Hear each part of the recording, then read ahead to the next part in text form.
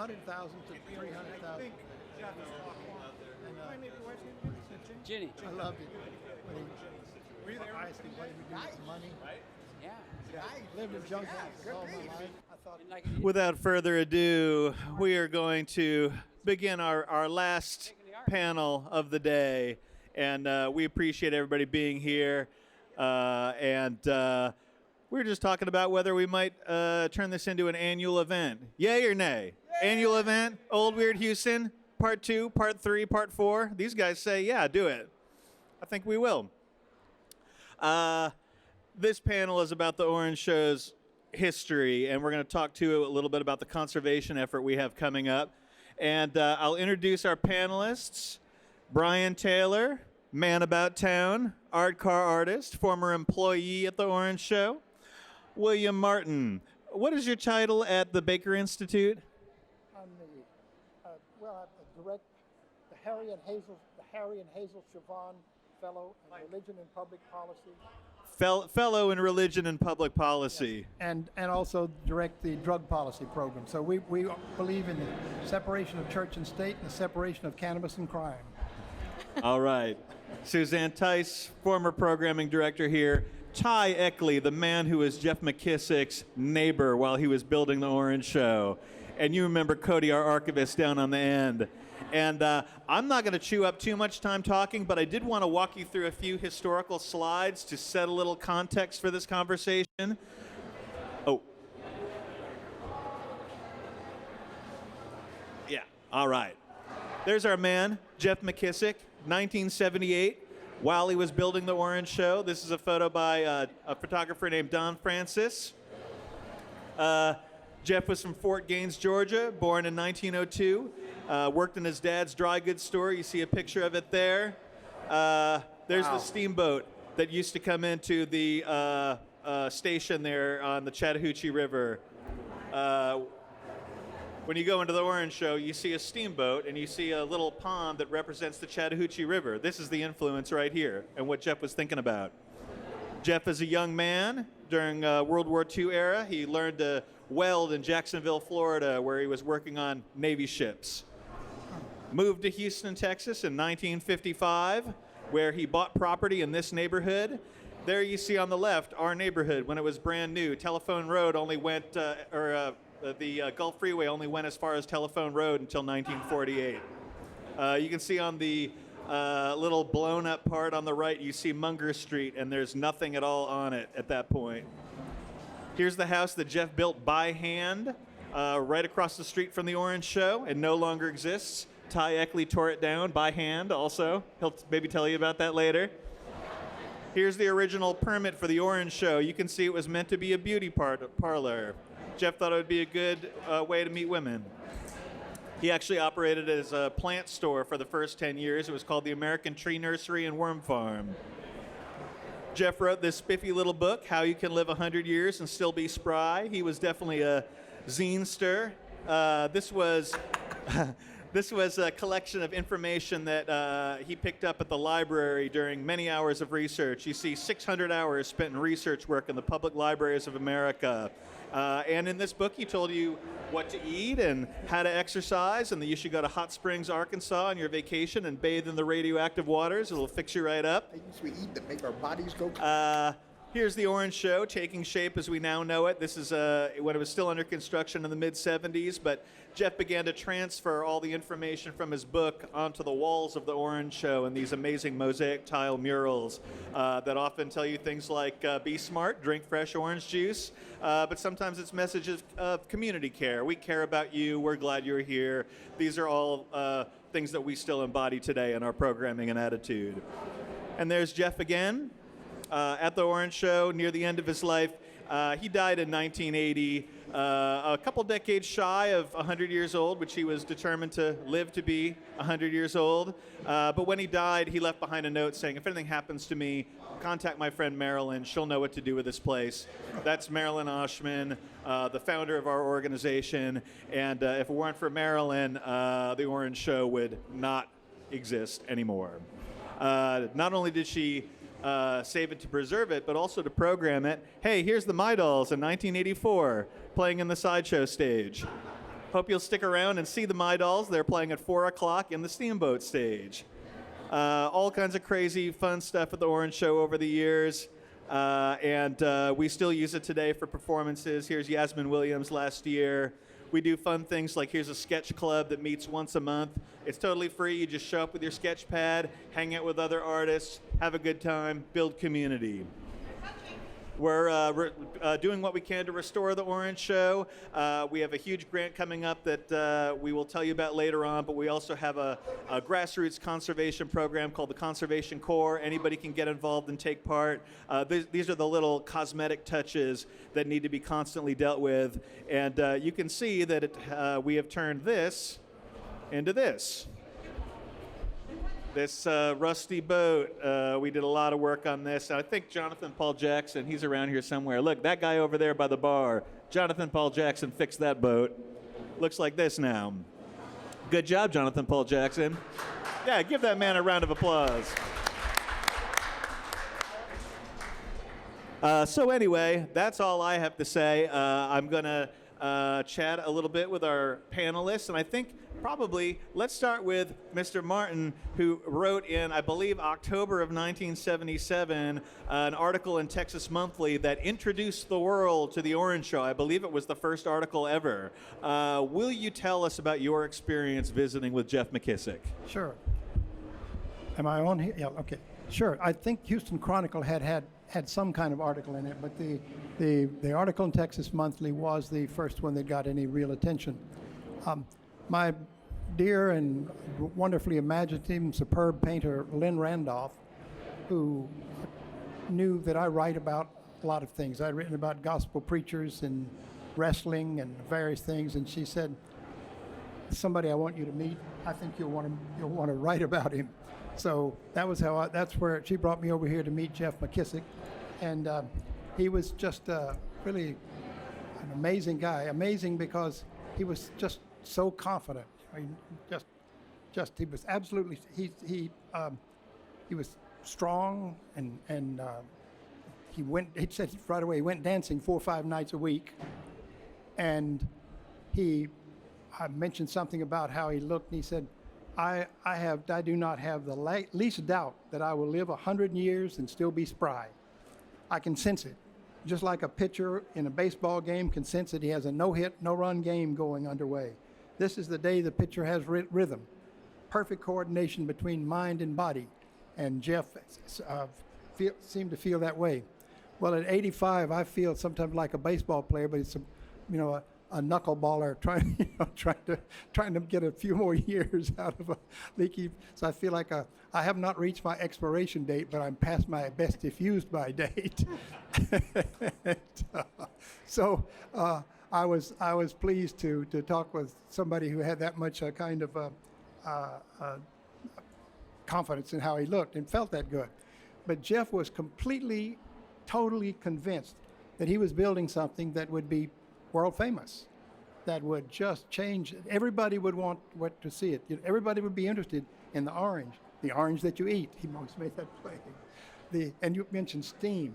He had a steamboat in there, and he said, I mentioned why it's interesting. You have a lot of interest in seem to have steam, and I said, well, they both give energy, and oranges provide energy. Steam provides energy. Steam is very good. It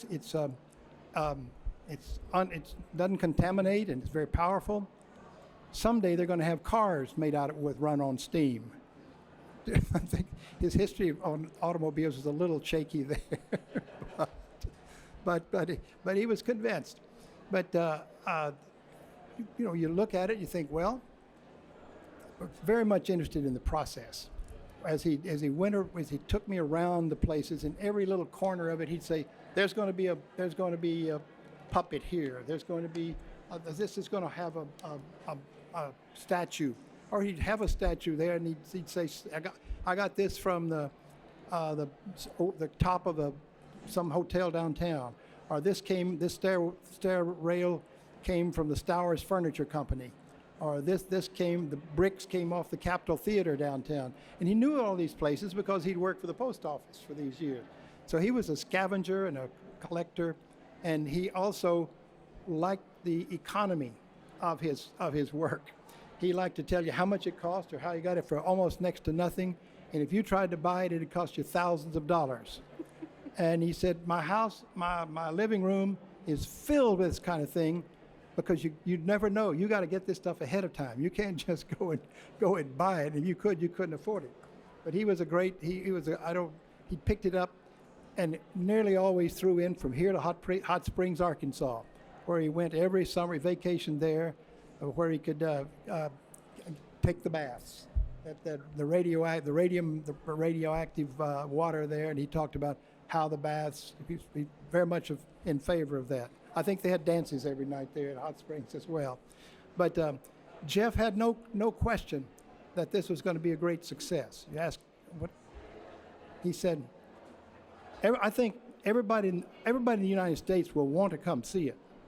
90% of the people in the United States will want to come see this. Of course, they can't all make it, but I'm confident there'll be 100,000 to 300,000 come every year. I'll charge them $1 a piece. I said, well, what will you do with that money? Well, the first thing I'm going to do is build myself a good house. He said, I've lived in junk houses all my life, but I'm going to build myself a good house so that if the President of the United States were to come down here, he could come in and go to the toilet and not be embarrassed. So once he talked about a stainless steel toilet. So I was in Jeff McKissick's toilet in that room. It would have been an improvement, I'm sure. But I'm sorry I didn't get to meet it. But anyway, he was a fascinating man with incurable optimism. And do you remember when you visited, was the Orange Show pretty much complete at that point, or was it still under construction? Well, both. It wasn't open, but there were still things he was going to have. There was going to be with the steamboat, it was going to have if I can remember this correctly, it was going to have a stage in the back, and he had some puppets with monkeys. And he said, they're not real monkeys, they're just puppets, but it'd be so real, people will believe they're monkeys. And so it's pretty small to have a steamboat coming by. But there was a lot up. And with the various, and it's just the mottos, one of the things that not all of the mottos made, or the things made perfect sense to me, but it was pretty interesting. He said, this was a life-size, it was Indian Village. It had a life-size wooden Indian, a teepee, and it was still going to come a gorilla. And the sign behind this said, Indian hate gorilla. Gorilla steal Indian's corn. Indian hate snake. Snake bite Indian. Indian hate white man. White man steal all Indians' ideas. Take all Indians' land. White man shoot Indian. Indian loves oranges. Oranges make heap big Indian strong. And he said, ain't that something? And I had to admit that it was. I would mention that it's a bit of a caricature in terms of both image and language, but something I would point out is there's an expression of sympathy for the plight of Native Americans that was probably not typical of somebody of Jeff's age and background in Houston, Texas in the 1970s. That's right. Jeff was he was a person of compassion. At one point, between the first and after the first time I visited with him, came in, and some kids from down the street had vandalized the place. They had just sprayed paint and beat up some of the models and things like that. And it was pretty dispiriting. But he said, I know who did it. It was three boys down the street. I bawled them out, but I didn't tell their parents. They're scared to death. There's nothing they can do about it, so I don't want to get them in any more trouble. Well, I thought that was a generous spirit on his side. Also, I asked him, how do the neighbors like your having this? He said, well, some of them don't like it. They think it's too much, it's inconveniencing for them. But he says, if they've never been inconvenienced in their life, they're pretty lucky. But they can deal with it. So he was, but he did. he had a good bit of compassion for Indians. Yes. He also said in another interview that the neighbors, he's like, well, the neighbors don't like me because they think I'm going to steal their wives. Well, he did say that following the instructions in this book, you can live to be 100 years and still be spry. He said if you follow this, you can still be sexually active at 80 or 90. So he had plans. And that's an original copy you got from Jeff? It's an original. I got it from Jeff. I don't know if it's an original thought. But yes, no, that's right. If you got it from Jeff, that's original enough. Yes, that's right. Yeah. Well, speaking of the neighbors, we've got one of the neighbors right here. Ty Eckley, will you tell us how you came to live on Munger Street? So, for better or for worse, I went to the University of Houston to be a sculpture major.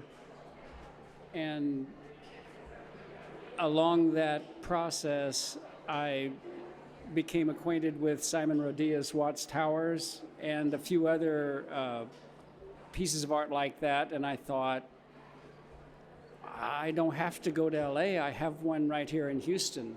So I got a chance to move into and buy the house next door to him.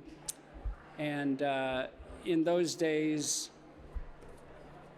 it's always hard to buy your first house, but that house was $19,000, and I managed to get enough money by driving for Roadway Express and a few other things like that to get a down payment. And I moved in next door, and I thought I was going to help this old guy.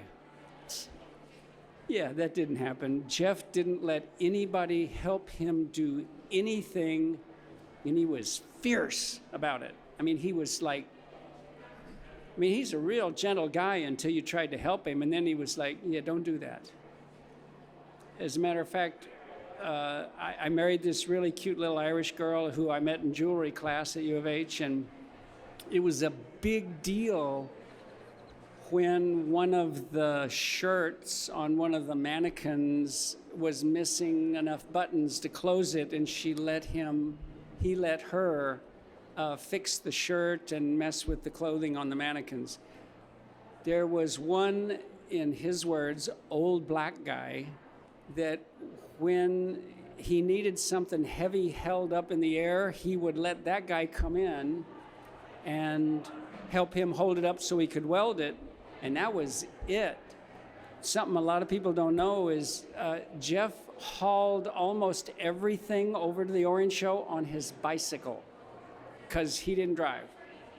And he had, I think he worked for his cousin or his brother on Wall Street in New York City and didn't like that, and came down here and found himself in his 40s without a job, and he ended up working for the post office for 20 years and then retired on that.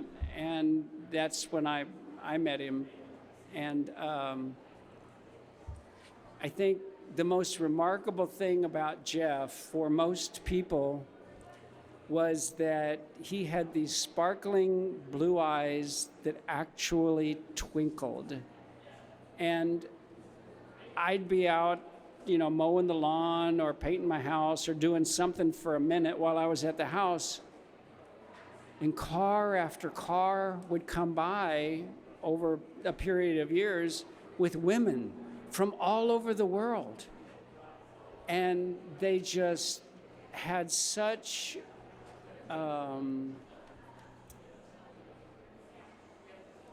it was something between admiration and captivation. They just liked standing in front of him and talking to him. And one of those, of course, was Marilyn, who turned out to be quite a powerhouse, quite a person in the art world. And he was quiet and strong. As a matter of fact, he was so strong, when he had his heart attack and was in the hospital, I went to go visit him because I was afraid nobody would know about it and nobody would know to visit him. And I walk in, and there's this big nurse there, and she said, "What are you doing here?" This lady was like a guard dog watching out for this guy that was just a patient walking in. And I said, well, I'm next door neighbor, and I'm just checking on my neighbor. And she looked at me. She's a big lady. She looked at me, and she says, all right. She says, you know something? Big pause. She said, that's a big man in there. I almost started crying.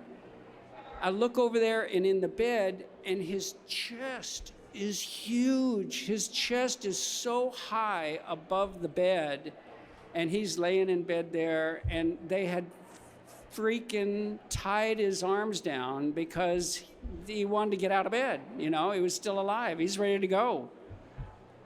And it was really hard to see him there like that. But he was really confused that the world didn't flock to his place the way he had planned it. But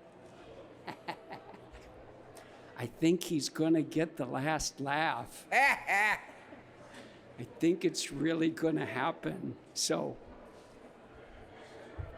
good for you, Jeff. Where's the dome now? I just want to say that the Art Car Parade regularly draws 300,000 people, and it all started because of Jeff McKissick. He was very, he was very jealous of that it was all his work. I talked to James Harithus, who was the director of the Contemporary Art Museum, who just thought this was a wonderful place, and he would take people around. He said he took people to, when they visited Houston, he'd take them to the Rothko Chapel, the Menil Collection, and the Orange Show. He called it the Orange Shrine because he thought it was so special. He took Willem de Kooning, who was the best known artist of the time, to come, and said they just embraced each other. And de Kooning said, talking about strength, says, "My God, he's just so strong. I'd love to be have that kind of strength."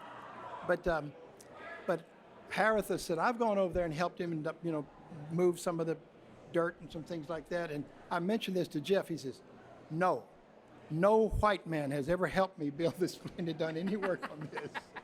So you make of that what you will. But he would allow, apparently in the article I wrote about it, that Harithus did some odd jobs. But Jeff was very, and he also, he said, every time I work on it every day. I started work on it in 1968. This was 10 years later. Every time I do something, I feel like I'm creating. Everything is based on my creativity.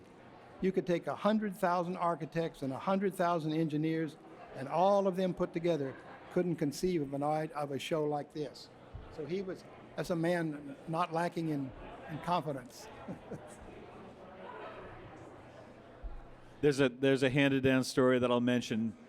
The people from the contemporary art world brought visiting dignitaries all the time, and the most well-known one would be Willem de Kooning, this like one of the most important artists of all time. And I guess it was John Alexander that brought him over. He took him to the Rothko Chapel in the morning, and then brought him out for barbecue, and then brought him over to the Orange Show in the afternoon. And de Kooning and Jeff McKissick were about the same age, and they got along really great. And after about an hour of visiting, John said something to the effect of like, well, Willem would understand that. He's a painter. And Jeff McKissick said, oh, you're a painter? Well, you should consider moving to Houston. You can see all this new construction everywhere. You'd have no difficulty at all getting a job here. For Jeff, that's what a painter did. He painted a house. He didn't paint a $2 million canvas. He didn't care about the art world. He wanted your dollar when you came to visit, but he wasn't making the Orange Show to sell it as an art object. So another really nice piece to this puzzle is all day, almost every day, Jeff had on his PA system Linda Ronstadt singing Blue Bayou over and over and over and over. And the song didn't get old because you could tell this is where he grew up. He grew up in the southeastern part of the United States, along the bayous and all the rivers. and he kind of longed for his childhood in a lot of very emotional and nostalgic ways, and it was beautiful. I mean, it was super, super sad, but it was beautiful, and he was comfortable in that space. And as a sculptor wannabe at that time, it was a big lesson to me that if you feel deeply and you can process that through into your work, you got a chance.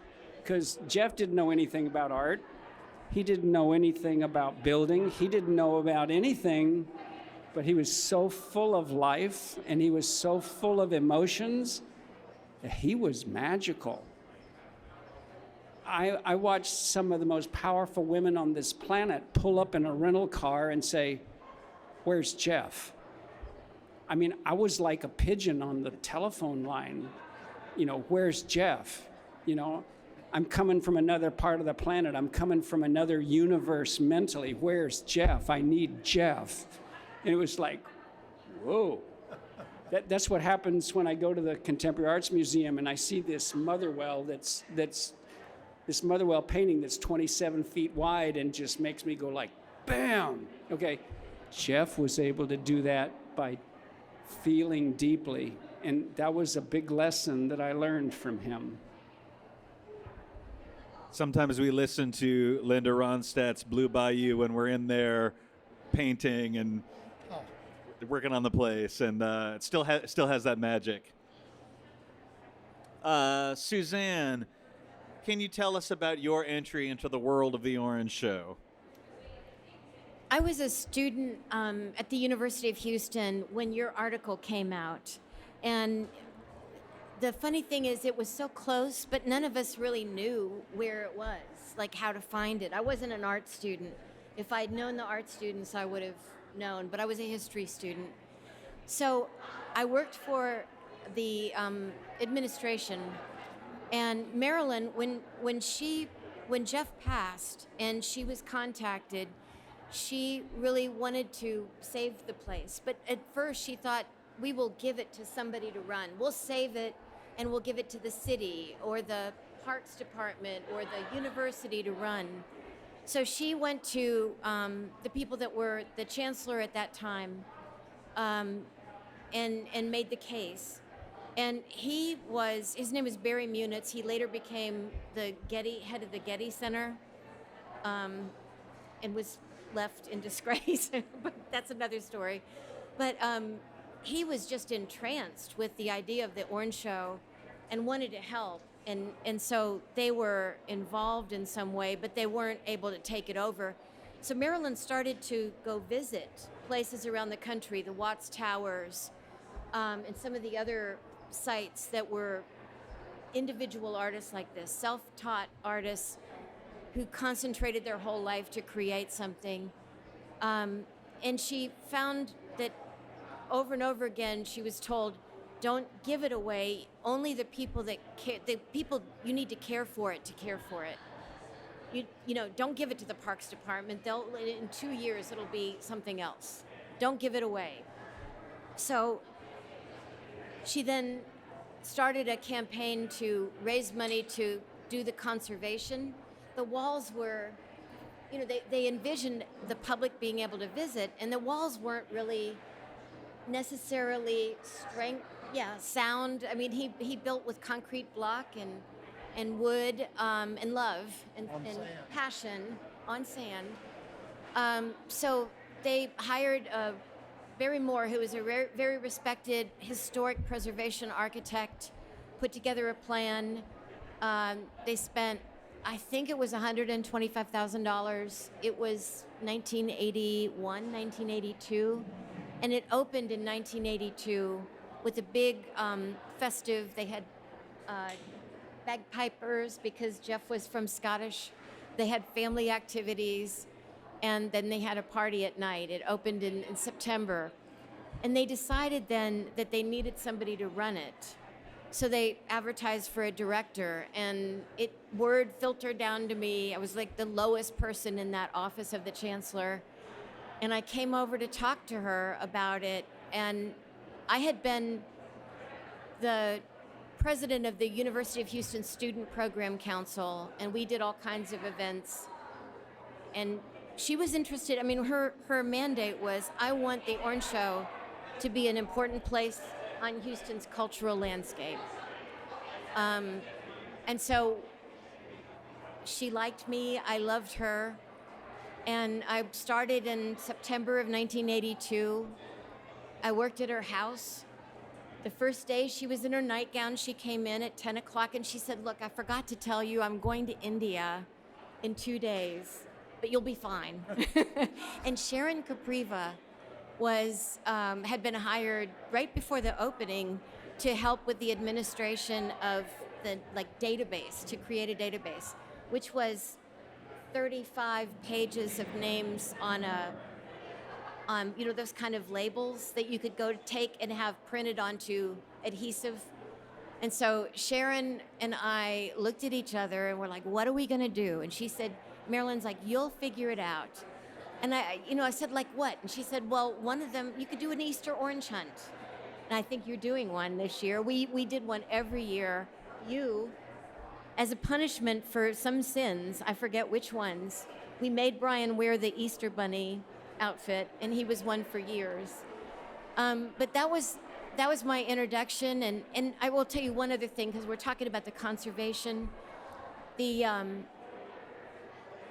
architects, the contractors who fulfilled the architect's plan, they were finished in September, and things began to break pretty soon right after. So we were, I just started in January of '83, and I needed help. And Sharon, so I called the contractors. They came out. The front gate had begun to cave in, and they had just wedged a nail in. And I looked at Sharon and I was like, what are we going to do? This is obviously not going to work. She's like, well, we have to call the artists. So we called Lawndale, was located, just about a mile away from here. That was the class that Searles had, I think, was no longer the head of Lawndale, but it was the class that Paul Kittleson and Carter Ernst and Jackie Harris, I mean, I consider them to be like our brethren, that whole class of people, David Kidd. And they came and they helped us do the conservation for the first few years when, they weren't as substantive, the problems weren't as substantive as they were now because we had just recently come from that conservation. They were incredible, and we did all these fun events together. The music that you were talking about earlier, Jack Massing, and anyway, many, many stories. But to get, just to say that's how I got started. I will say one more thing. The first time I came to the Orange Show, it was under conservation, and there were in my memory, there were guys in white leather, white lab coats, and they had taken all of the displays of the Orange Show, the narrative that helped you understand what was it all about. They'd taken all that out, and I just was so perplexed. I could not understand really what it was. The second time I came, Rocky Hill was playing. It was a December night. The music carried, I swear, 2 miles away. And it was this amazing event with this great blues music on the stage and all these people in this gathering space that you could have 200 people or you could have 20 people and it would feel just right. So that was the first time I feel like I really saw the Orange Show. Well, I think that's an important point because this is not just a site to be preserved as a roadside attraction, but actually programmed and bring the community together. And that's what we're still doing here at the Orange Show, and that's when the Orange Show is really at its best, I feel. Bryan, this is probably something you could talk about from having worked there. I know you arranged a lot of the early events at the Orange Show. Lay some stories on us, why don't you? I threw parties here, but when I first started coming here, every Sunday, I would go, it was my day off, I would work as doorman at a bar, And so I would go into town, pick up some books, stop at the Orange Show on the way back, go up to the upper deck, read a couple of comics, drink a cup of orange juice, and then go home. And I did that every Sunday. And at one point, you were needing a bartender for... Was it for the dishes? No, it was they got married, the wedding. Oh, Marion and Jim. Yes, they needed a bartender, and I was a doorman, but yeah, I'll tend bar. And so that was an amazing event,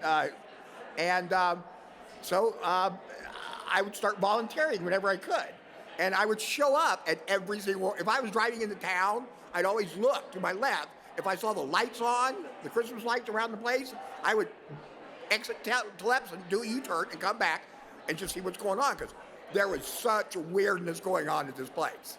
And it was just like, I'm going, who programs this stuff? Well, they did. And it was some unusual, amazing stuff. And I'm glad to see that you guys are doing a lot of the similar kind of stuff. Because I would just have bands that play, because it become kind of a thing for local bands to play the Orange Show. So they would ask me if they could play for free. And I go, well, sure. So we had some really great bands play here. And comedy. Oh, yeah, T-Sean. I forgot about it. We had comedy acts. Garofalo performed here once. Yes. Ken Polk, yeah.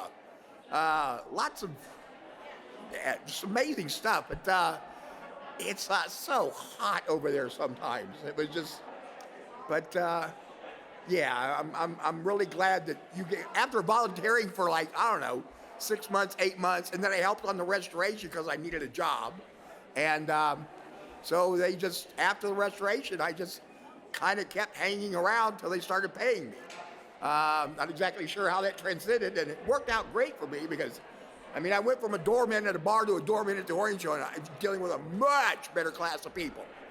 A lot more fun, too. So, yeah, it was, the Orange Show changed my life. The Art Car Parade, I've been doing it over half my life now, because I was helping out organizing it in the beginning, and then around 94, the guys and ministers from Portland did my Volkswagen I had, and then I drove it the next year in the parade, and I realized, being in the parade is so much more fun than putting the parade on, and that was it. I still help with the hospitality, but yeah, it's a younger man's game now, and I just ride and enjoy myself. So, thank you, Susanne, for hiring me. And I used to get in trouble, and they'd make me like wear the rabbit suit, which I ended up being the bunny for 20 years. And then when it got too hot for me, and the suit kind of started to shrink a bit. That's my story. My youngest boy was the bunny for another 4 years after that. So that was nice. But another time, I don't know what I did.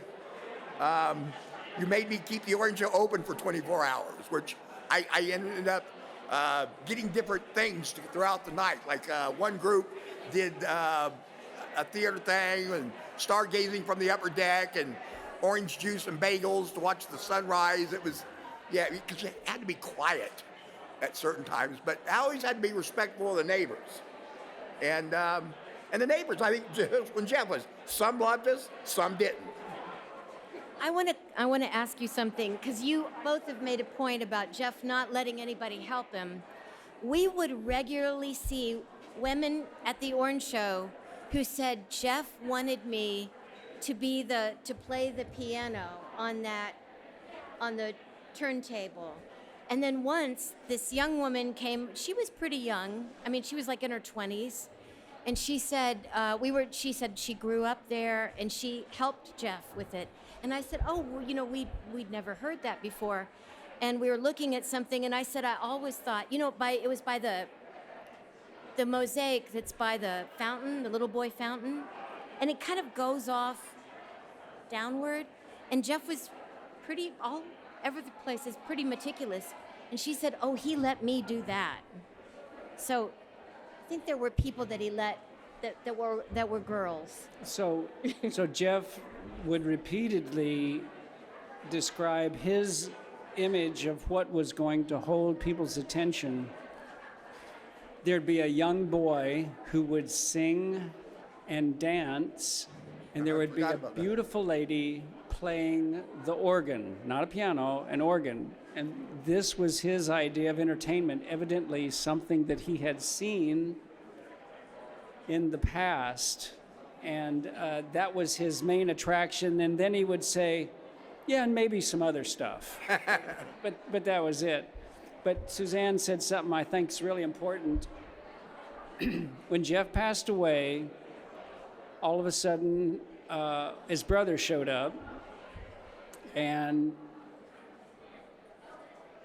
evidently had a very busy job and was interrupted and came to take care of whatever needed to be taken care of, and was a little shocked to see this thing that wasn't quite happening. And of course he has to figure out, well, what's the liability insurance? What are the taxes?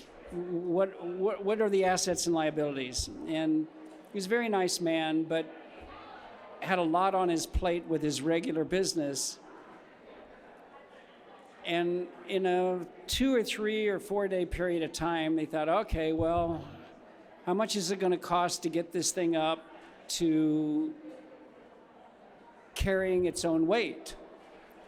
And what is its weight? And about 3 or 4 days later, instead of trying to turn it into something, it was the advice he had clearly gotten from his attorneys was turn it into flat dirt as fast as you can, because if some kid climbs over the wall and impales part of his body on one of those railroad spikes, you're screwed.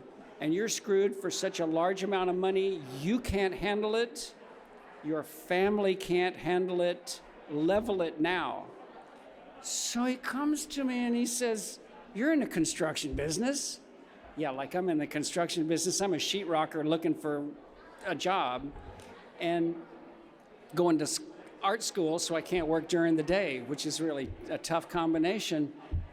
And I said, no, you can't tear it down. This is kind of important. And I started describing Watts Towers and a few other pieces of art similar. And he's like, are you not listening to me? My whole family can lose all of their assets from one lawsuit that happens from a bunch of kids coming in here to drink beer in the middle of the night. The point of this whole story is Marilyn Lebedkin Oshman shows up at that point. There's no way to describe how powerful, how smart, how precious, and how magical Marilyn is. There's no way. She's a really, really big deal. She had a very powerful friend from LA fly in, and we had this big meeting, and we tried to get Jeff's brother to come in and just say, give us 30 days, just give us a minute. And he said, who's going to cover my ass during the time that you guys are trying to do something? Marilyn was magic. And they bought enough time for her to go shop the deal with a lot of people, but this is an appropriate time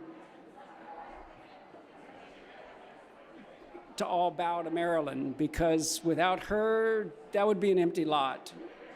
And I think it comes a lot from her other experiences when she did Richard Jost's House of the Century, and it ends up in architectural magazines and Playboy magazine and all kinds of amazing things. She's at least as important as Jeff, and it shows in this project and in many others. She didn't just charm the socks off of this guy, she made him see the logic of the value of Jeff's life. And he said, all right, just please hurry and hire somebody to be there at night or something, just don't make me look stupid. So this is a lot about Jeff. This is a lot about Marilyn too, particularly right now. That was so beautifully said. It was so beautifully said and so important. So what she did was she went to 20 people, 21.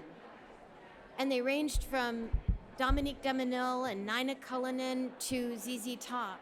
And she got them to give $500 each to put together the purchase price and purchase the Orange Show, because she told me once, she said, I could have written a check, but that wouldn't have been the right thing to do. It needed to be it needed to be a diverse group of people, needed to represent the community, or else it had no chance of being successful. I mean, magical is the word for Marilyn. We love you, Marilyn. Thanks, Marilyn. Well, all these years later, we're still trying to keep the Orange Show together, and we recently received a very prestigious grant from the National Park Service. It's called the Save America's Treasures Grant, and they've given us $500,000 for restoration projects at the Orange Show. It's a matching grant. Yeah, you can applaud for that. It's a matching grant, so we need to raise the other $500,000, and we certainly will do that. And it's really exciting. It's not going to be necessarily the cosmetics that you see with the naked eye. This is all going to be underneath the Orange Show, drainage. These are the things where we bring in the engineers that the Orange Show has needed all these years. And maybe, Cody, since you're leading this project, can you talk a little bit about what we're about to embark upon? Right. Yeah, I did not volunteer to become project manager of this, by the way. So, I'm happy to do it. So we're currently in the ask phase for the firms. So they're going to be submitting bids to us here very shortly, and we will review that. But I think a lot of the questions they have are starting to resemble. They're all pretty typical. They're all pretty much the same, and they're talking a lot about drainage, talking a lot about how water collects and gets evacuated out of the monument. Because if you see, when you go over to the monument, you'll see the steamboat pavilion is at a pretty decent little incline now. It's kind of although Jeff, Ty, you may know a bit more. Although he may have put some foundation in when he did his original buildings, I think vast majority of what he did over there was without a proper foundation. So this money will, like Pete said, it may not immediately change the face of the monument itself, but it will secure it and provide a kind of level ground so that we can then go in and do that kind of cosmetic work. This means that the monument will be closed for a year and a half to 2 years while we do that kind of work. But if anyone's interested, we can do, what are they called, hard hat tours, where you come in as kind of a appointment only. But it's going to have to be completely shut down for them to go there and take brick by brick out. And we're not simply simulating the monument after it's done. We are taking each brick out. We will catalog each brick as to where it was, and it'll go immediately back. So it's going to be one for one. It's going to be a very methodical process. We do have people who are part of the project that have worked on other sites like this in other parts of the U.S., so they'll be able to help. You have to understand, no matter where you are in the U.S., south, north, anywhere, any objects or environments that are exposed to the environment almost immediately being attacked. So it takes constant vigilance, and it takes quite a bit of money and quite a bit of resources, human resources, to make that kind of change, or not change, to make it consistent, I suppose. And I'll mention. Exciting. That's really exciting. It's very exciting. So- Rust never sleeps. When I was running the Marilyn. restoration crews, I would just be crawling around on my hands and knees replacing tiles, and it made me realize, like, the place is sinking at different levels, because some of it weighs a lot more than others, which, by the way, most people don't know. Probably any area that's elevated, if you busted it open, you're going to find debris. Rather than hauling his trash off, Jeff covered it up. Because we had to open the sections in the museum, and there was old rusty grills and paintbrushes and broken pottery and license plates and just all bottles, all kinds of stuff. Because rather than haul it off, he'll just fill it in and then level it off. And there you go. So, yeah, it's shifting it different ways. So that's really exciting to hear that they're going to work underneath it.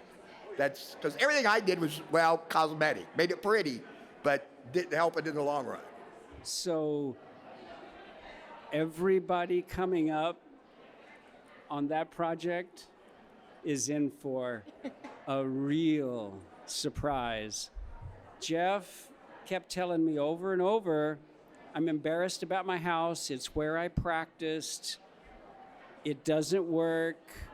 It was just this insane amount of concrete for the roof, for everything.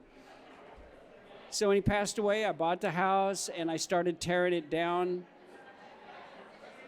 Newsflash, I had a backhoe in there one day that I had the money for the transportation and the rental had already been paid on the job site.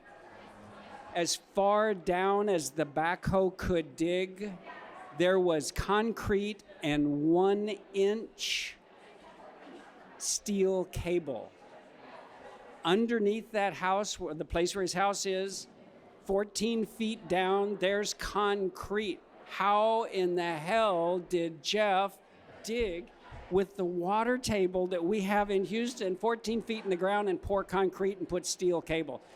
How did he get 1-inch steel cable? Do you know what 1-inch steel cable weighs? How did he carry that on his freaking bicycle to make the foundation for his house where he practiced?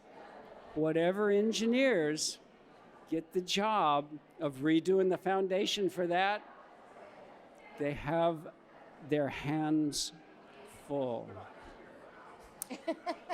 Yeah. The term textbook case kind of comes to mind. It's going to be unique because I don't think there's much rebar or metal in the foundation over there. Well, for his house, the practice one, I had to pull it out, throw it in my pickup truck, cut it off in pieces, and haul it to the dump.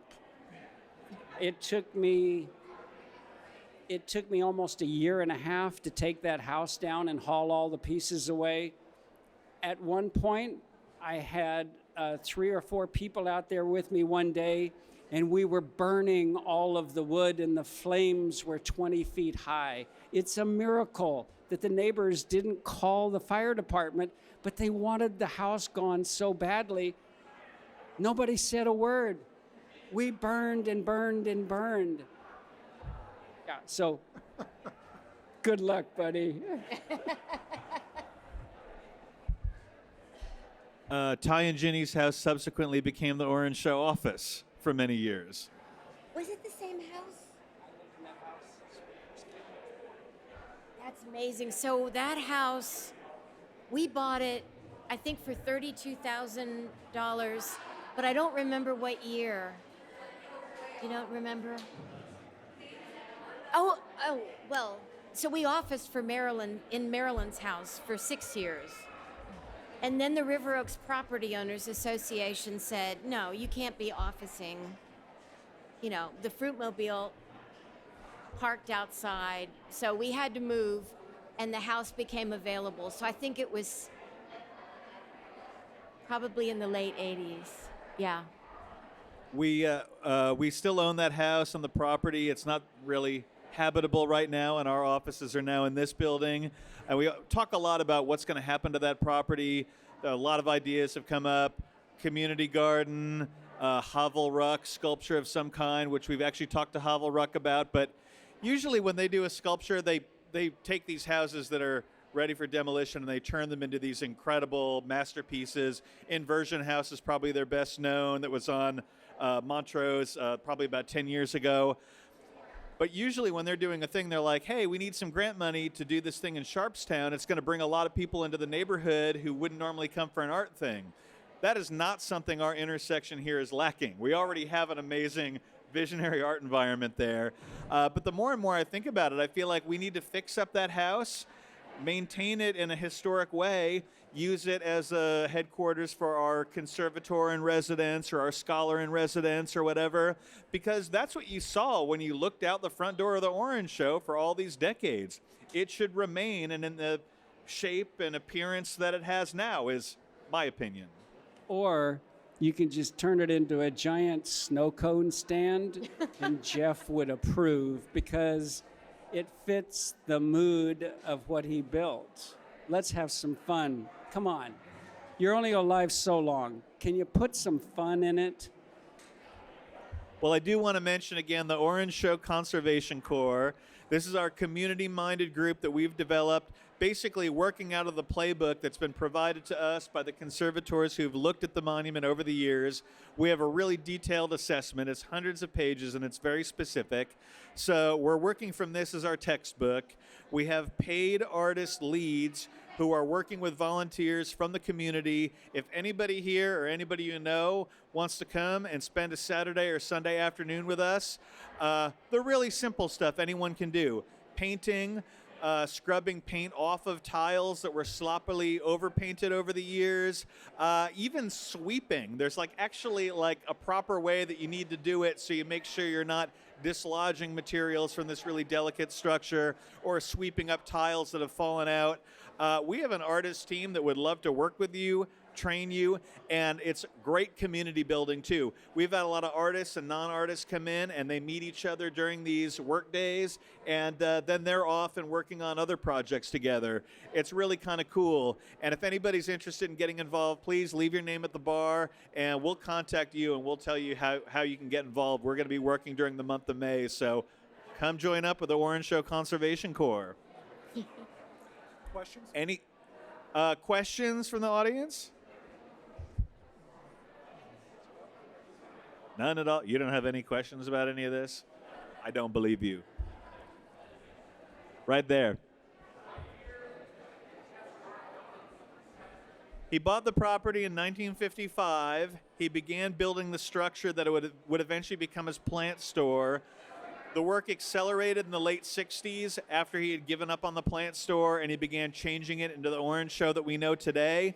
But I found this really cool site called historicaerials.com, and you can go back in time through all these satellite photographs through the decades, and you can even see the Orange Show taking shape in a way from overhead. And the farther back you go, the blurrier the satellite images become.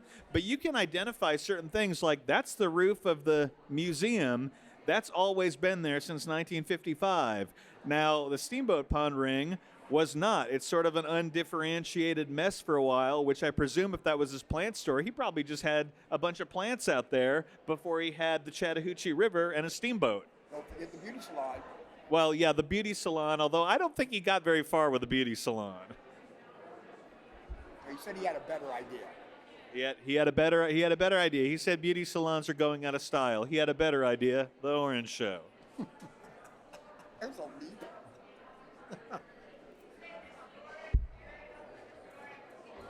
I think it's historicaerials.com. It's a cool site. Type in the address where you live and you can go back in time. Any other questions? Well, hey, thank you for coming today. We hope you enjoyed. Please stick around for the My Dolls. They've been playing at the Orange Show since 1982. When you exit, please go around to the front entrance. The back, they might still be loading some band stuff in or out. There's a lot of people around, so it could be pretty packed, but enjoy the show, and please keep in touch with us at the Orange Show. We're doing tons and tons of programming these days, both in the monument, in this space, and in Smither Park. So orangeshow.org, sign up on our mailing list. Let us know how to contact you. There's like a million different ways to get involved with this place, and that's what it's all about, is community involvement. So thanks for coming today. Thanks to our amazing panelists. I really, really appreciate you sharing your time with us today. And please keep in touch. Be our friend at the Orange Show. Love oranges of the lib. I love that thing about the satellite. I want to look at I'll show you. oh, yeah. I would love to I know. come up here someday and read that. That would Anytime you want. As a matter of fact, you know what we need to do is we're beginning to, because the conservation records have been so spotty over the years, here's what